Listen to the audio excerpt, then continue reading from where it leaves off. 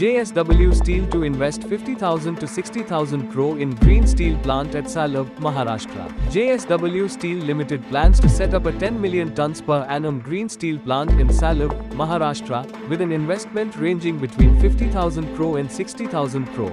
The announcement was made by Sajjan Jindal, chairman of the JSW Group, during the centennial celebrations of the Indian Chamber of Commerce.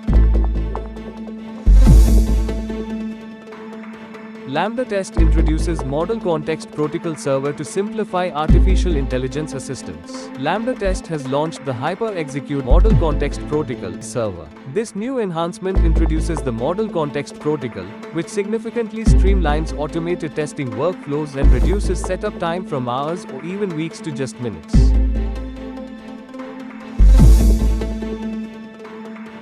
Roto Pumps unveils P-range compact pumps to target $100 million by 2028. Roto Pumps Limited, manufacturers of positive displacement pumps with over 5 decades of fluid handling excellence, has launched its new manufacturing infrastructure and the latest innovation of Roto P-range compact pumps at the exclusive Roto Next event held at its Greater Noida facility.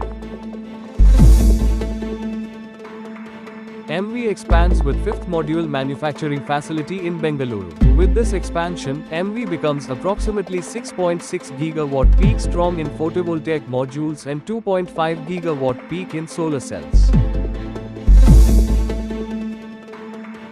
Why manufacturers are switching to robotic welding? Labor shortages have led to a paucity of skilled labor, particularly in welding applications. Collaborative robots like a UBO Robotics I-Series cobots offer a solution to this issue by working alongside human labor. These robots offer enhanced precision and consistency, increased productivity, improved safety, flexibility, and cost efficiency.